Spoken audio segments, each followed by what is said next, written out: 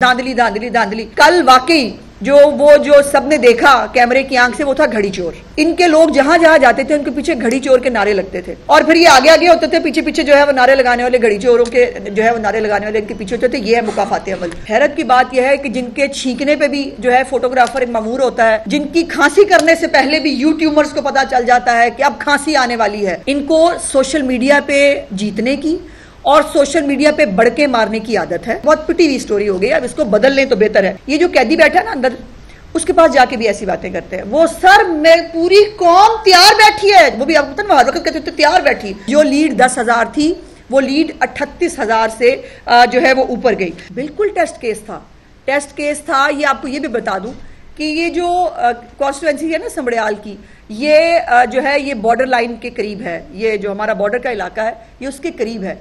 वहां पर वो जो हमारे वहां के शहरी हैं वो हर वक्त इंडिया पाकिस्तान के अंदर कोई टेंशन होती है तो यकीनन उसको फेस भी करते हैं। और इस दफा खास तौर के ऊपर जब 6 से 10 मई के बीच में जो कुछ हो रहा था उसके अंदर वो हर चीज का पार्ट एंड पार्सल थे और उन्होंने वो तमाम वाकई ये टेस्ट केस था उनके लिए कि वो ये बताएं कि इस मुल्क के खिलाफ साजिशें करने वालों के साथ खड़े हैं या इस मुल्क की हिफाजत करने वालों के साथ खड़े हैं।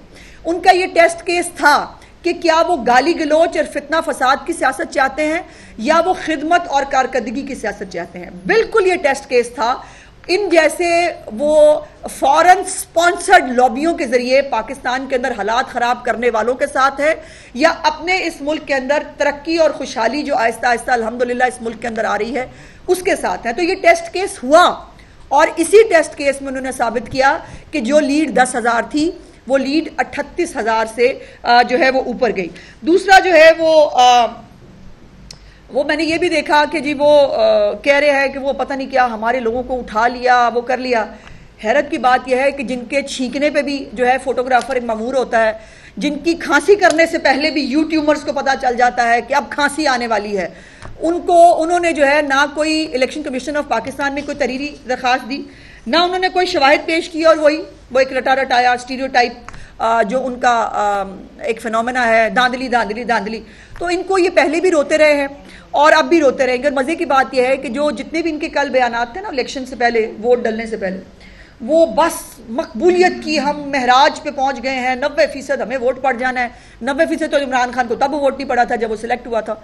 और जो है वो जिन्होंने लाखों लोग इकट्ठे करने होते हैं उनके, जब इमरान खान खुद जो है वो तहरीक चलाने लगा था, जब धरना किया था, लाख बंदा तो उस वक्त इकट्ठा नहीं कर सके थे, जिन्होंने लाखों बंदे जो है वो इकट्ठे करने होते हैं। सो इसलिए ये इनको सोशल मीडिया पे जीतने की और सोशल मीडिया पे बढ़के मारने की आदत है और वही जो है वो अल्लाह के फजल से उसी के ऊपर ये चल रहे हैं। जैसे मैंने कहा कि बहुत पिटी हुई स्टोरी हो गई, अब इसको बदल लें तो बेहतर है।